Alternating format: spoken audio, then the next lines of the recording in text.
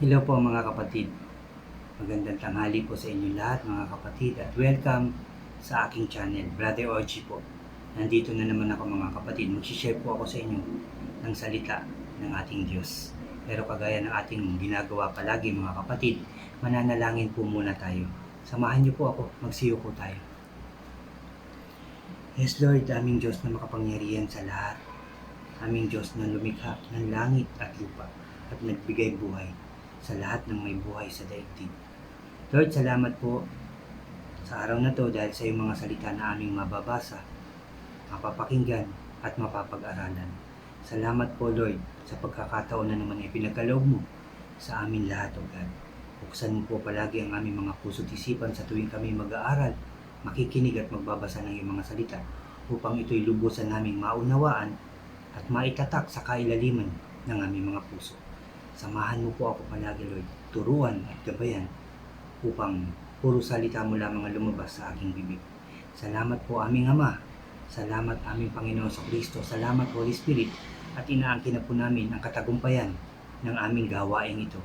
Pinupuri ka namin at pinasasalamatan sa tanging pangalan ng aming Panginoong Kristo. Lahat tayo ay magsabi ng Amen and Amen. At ito po ang aking channel.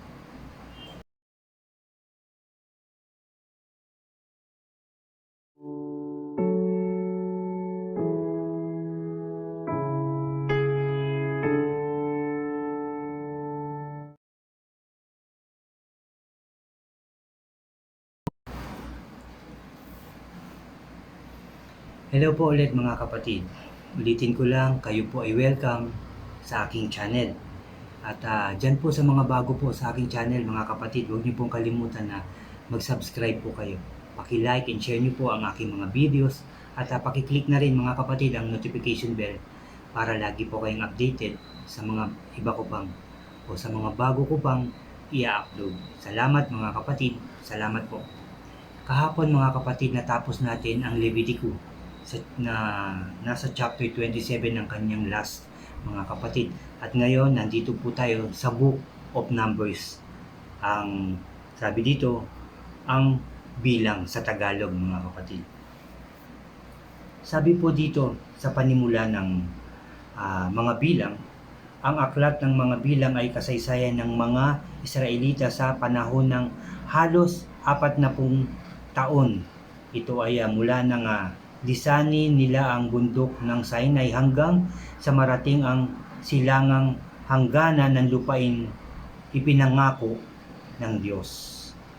Ang pangalan ng aklat ay tumutukoy sa mahalagang bahagi ng kasaysayan, ang census bago sila umalis sa bundok ng Sinai na inulit sa Moab sa silangan ng Jordan. 10 taon halos ang nakalipas sa pagitan ng dalawang census. Ang mga Israelita ay nakarating sa Kadesh Barnea sa gawing timog ng Kanaan, subalit hindi sila nakapasok sa lupang pangako mga kapatid.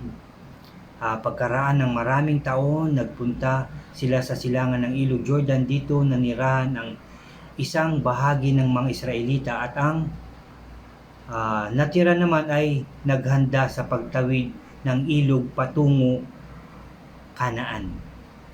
Ang aklat ng mga bilang ay ulat tungkol sa bayang madalas abuti ng panghihina mga kapatid. Ulitin ko lang, ang aklat na ito mga kapatid, ang aklat ng mga bilang ay ulat tungkol sa bayang madalas abuti ng panghihina ng loob at takot sa gitna ng kahirapan. Naghimagsik sila sa Diyos at kay Moses. Gayunpaman, ang aklat na ito ay nagsasalaysay tungkol sa matapat at di nagmamaliw na pangangalaga ng Diyos sa kanyang bayan sa kabila ng kanilang kahinaan at pagsuway. Isinalaysay rin mga kapatid dito ang katapatan ni Moses sa Diyos. Bagaman kung minsan ay inaabot ng pagkainip sa tugon ng Diyos at pagkayamot sa kanyang mga kababayan. Yan po yun mga kapatid, ang panimula. At umpisahan na po natin chapter 1 verse 1, ang unang census sa Israel. Nung una, sabi dito, nung unang araw ng ikalawang buwan, matapos umalis sa Ehipto ang sambayan ng Israel, si Yahweh ay nangusap kay Moses habang siya ay nasa loob ng toldang tipan na nooy nasa ilang ng Sinai o Sinai, mga kapatid. Ang sabi ni Yahweh, magsagawa ka ng isang census, bilangin at ilista ninyo ang pangalan ng buong sambayanan ng Israel ayon sa kani-kanilang angkan at lipi. Ilista ninyo ang lahat ng lalaki mula sa gulang na 20 pataas, lahat ng maaari ng lumaban sa digmaan. Magpatulong ka kay Aaron at sa pinuno ng bawat angkan. Ito ang mga pinuno ng bawat lipi na tutulong sa iyo. At nandito nga ang mga lipi, mga kapatid, no?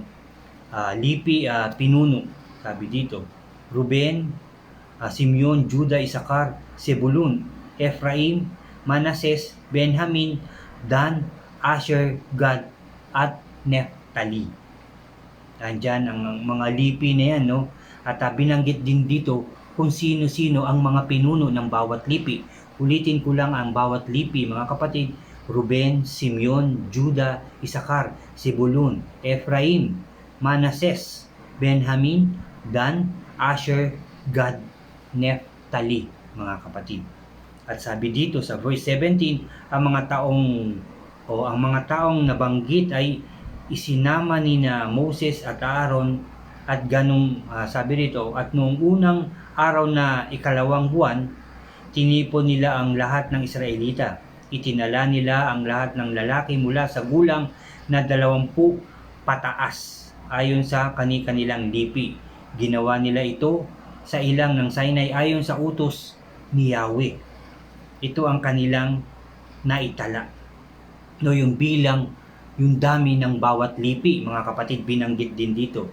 Yung lipi ni Ruben, 46,500, lipi ni Simeon, 59,300, lipi ni Gad, 45,650, lipi ni Juda, 74,600, lipi ni Isakar, 54,400.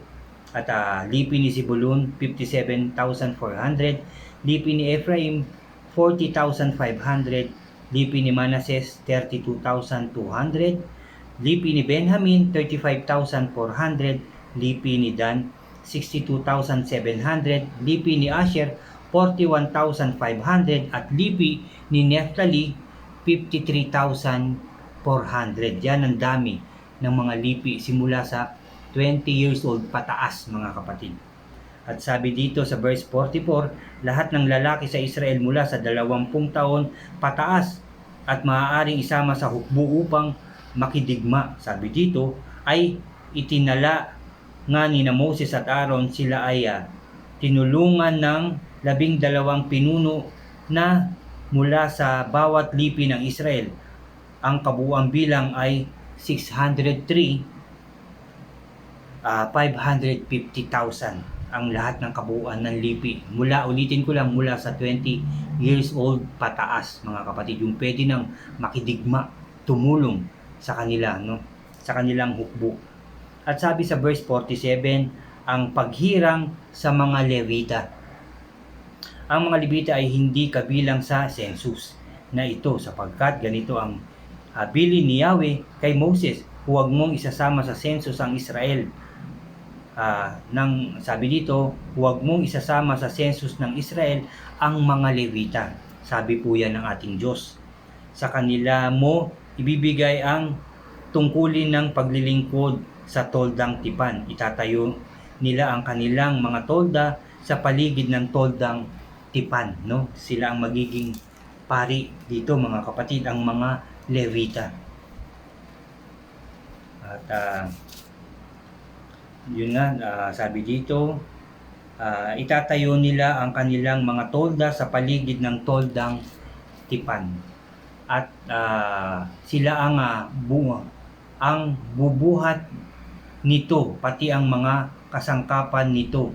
Kung kailangan tanggalin ang tabernakulo, sila ang magtatanggal at kung kailangan itayong muli, sila rin ang magtatayo. At sino mang lumapit sa tabernakulo liban sa kanila ay dapat patayin. Liban sa mga Levita, mga kapatid, no? Ang lumapit, sabi dito sa tabernakulo, ay dapat patayin, sabi ng ating Diyos, mga kapatid, no? Yun nga, kung kailangan itayo, mga kapatid, sila rin ang magtatayo. Kung kailangan tanggalin, sila rin, yung mga Levita rin ang magtatanggal.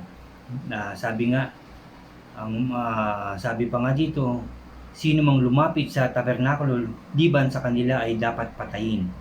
Ang mga lipi ng Israel ay magtatayo ng kanya-kanyang tolda sa ilalim ng kanilang watawat. Ang mga Levita naman ay magtatayo ng kanilang mga tolda sa paligid ng toldang tipan para walang ibang makalapit dito, sapagkat kapag may ibang lumapit dito, tiyak na paparusahan ko ang buong Israel.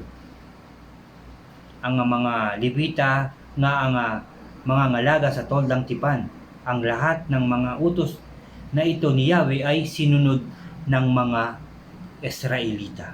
Narinig nyo, mga kapatid, no?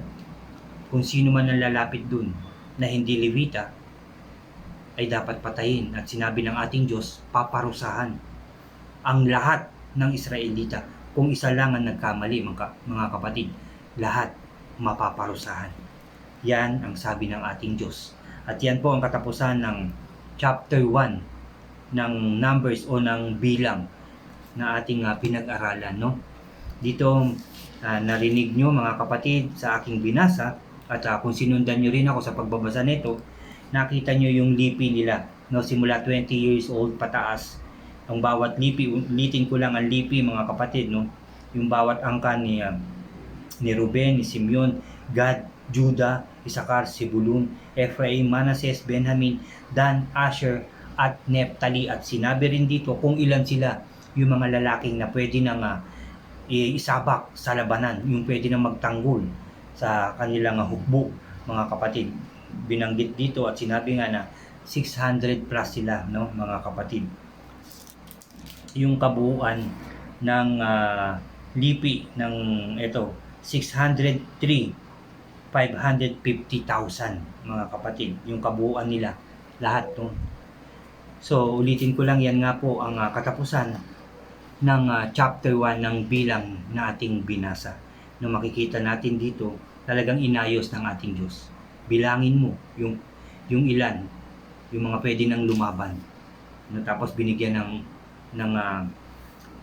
yung mga Levita, hindi sila kasali sa census dahil sila mga ngalaga sa tabernakulo. Kung kailangan alisin, kung kailangan ikabit, sila lang, at walang ibang hahawak o lalapit man lang doon sa tabernakulong yun, mga kapatid. Yun ang pinag-uutos ng ating Diyos, at sinabi pa ng ating Diyos, kung sino man ang lalapit, dapat patayin. At inulit pa ng ating Diyos sa pangalawa, kung sino ang lalapit doon ay kanyang paparusahan. Ang lahat, hindi lang ang lumapit, mga kapatid, ang lahat ng Israelita ay paparusahan, mga kapatid, no? Ganun tayo inaayos ng ating Diyos. Ganun dapat natin sundin ang ating Diyos. Pag sinabi niyang wag, wag. Pag sinabi niyang sige, sige, go lang tayo, mga kapatid. Pag sinabi niya kayo lang ang aking inuutusan, kayo lang yun, no, mga kapatid. At ganun nga ang dapat nating gawin. Sumunod sa pinag-uutos ng ating Diyos. Walang labis, walang kulang. Yan ang tinuturo sa atin, mga kapatid, ng ating Diyos simula noon hanggang ngayon sa ating mga ninuno. Pero sinabi rin sa Biblia na may mga hindi talaga sumunod, at nagkasala nga ang ating mga ninuno. At hindi lang mga ninuno, pati tayo nagkakasala, mga kapatid. Yan ang dapat nating alisin sa ating pamumuhay, sa ating buhay. Ang magkasalang muli sa ating Diyos Ama, ang magkasala sa ating Panginoong Kristo, ang magkasala sa Holy Spirit, at ang magkasala sa kapwa ay dapat nating alisin at tigilan. Maging maayos tayong lahat para sa ating Diyos na buhay, sa paningin ng ating Diyos at sa ating kapwa. Magmahalan, magpatawad, at magpakumbaba. Yan po ang dapat nating gawin. At sundin natin lahat ang pinag-uutos ng ating Diyos sa ating lahat, mga kapatid. Pakinggan nating mabuti ang bawat salita ng ating Diyos at pagbulay-bulayan natin to. Isipin natin to, pag-aralan natin night and day. Tayong magbasa, isipin natin kung ano yung mga sinasabi sa atin ng ating Diyos at gawin natin ito at tuparin natin ito, mga kapatid, upang tayo ay magtagumpay na kasama natin ang ating Diyos sa ating buhay. Amen and amen. Amen and amen. Salamat sa ating Diyos sa kanyang mga salita na naman na ating nabasa, napakinggan, napag-aralan ngayong araw na to, mga kapatid. Salamat din sa inyo. Lagi kayong nandyan. At alam ko hindi lang kayo basta nakikinig. Alam kong ito'y talagang iniisip nyo mabuti at ito'y binabalikan nyo rin sa tuwing tayo makakapagbasa, makakapag-aral ng Biblia. Binabalik-balikan nyo, pinagbubulay-bulayan ninyo, pinag-aaralan din ninyo, mga kapatid. Dahil tayo dito, wala tayong idinadagdag. Kung ano lang yung ating binabasa, yun din ang ating pinag-aaralan, mga kapatid. At yun, ang utos sa atin ng ating Diyos na buhay. Salamat muli sa ating Diyos. Salamat muli sa inyo, mga kapatid, sa inyong pakikinig, palagi at suporta sa aking mga sharing sa salita ng ating Diyos. Salamat, mga kapatid, salamat po sa inyo. Tayo po ulit ay mananalangin sa ating Diyos. Ihanda natin ang ating puso at isipan, mga kapatid. Magsiyuko tayo. Yes, Lord. Hallelujah. Ama namin sa langit, maraming salamat po muli sa iyong mga salita na aming nabasa at napag-aralan na naman ngayong araw na to, Father God.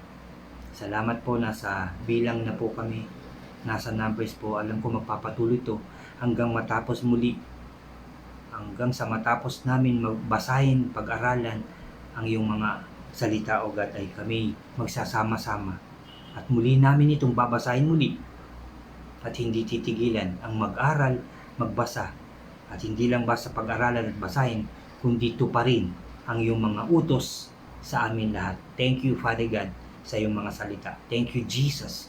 Thank you, Holy Spirit. Salamat po, Lord, sa iyong mga salita na aming narinig na pag-aralan na naman ngayong araw na to. Salamat at tinuturuan mo na naman kami, Lord, na maging maayos, mabuti, sumunod sa iyo, Father God.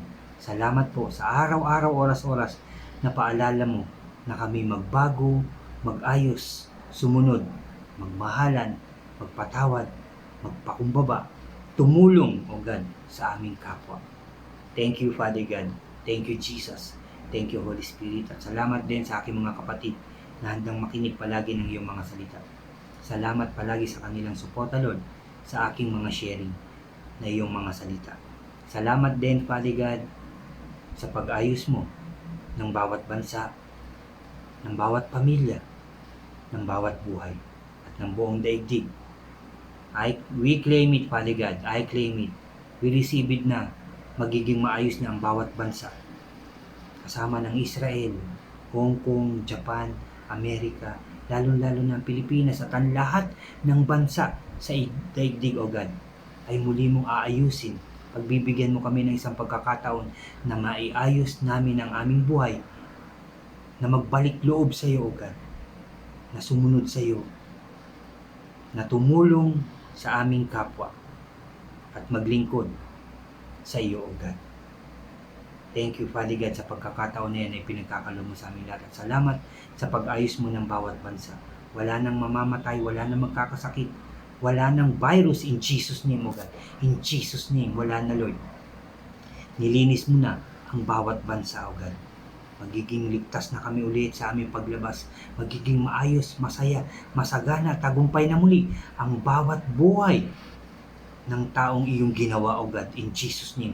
Bawat pamilya, bawat tahanan, bawat lugar, bawat bansa, magiging maayos, masaya, masagana, ligtas, at matagumpay, O God. At ang lahat ng tao ay maglilingkod sa iyo ng totoo, O God. Thank you, Father God. Thank you, Jesus. Thank you, Holy Spirit. Salamat po sa lahat, O God. Salamat, Jesus. Salamat, Holy Spirit. At salamat sa protection, guidance nyo na palaging pinagkakalob sa amin blessings after blessings, pagkain, pera at magagandang bagay, O God. Tahanan, O God. Salamat po sa maayos naming pamumuhay. Salamat, Lord, dahil kasama ka namin sa aming buhay. Sa paglaban namin sa buhay na to, Lord, alam namin na kami magtatagumpay dahil nauna ka na. Sinamahan mo kami at nauna ka pa sa labang ito. Kaya kami po ay tagumpay na. In Jesus' name, O God. In Jesus' name. Thank you, Father God in heaven. Thank you, Jesus. Thank you, Holy Spirit. Salamat po sa lahat, O God. Muli, Lord, at palagi ka namin pupurihin, sasambahin at dadakilain. Sa iyo lamang, O Diyos, ang pinakamataas na papuri, pagsamba. Sa ngalan ng Ama, ng Anak at ng Espiritu Santo, lahat tayo ay magsabi ng Amen. In Amen. Amen po. Amen, mga kapatid. Amen po. Salamat sa ating Diyos. Nagtagumpay na naman ang ating gawain ito. Salamat po sa inyo, mga kapatid. Salamat ng marami sa inyong lahat. God bless po sa inyong lahat. At God bless sa ating lahat. Mahal po tayo ng ating Diyos. Mahal po tayo ng ating Panginoong Kristo. Salamat po. Salamat po.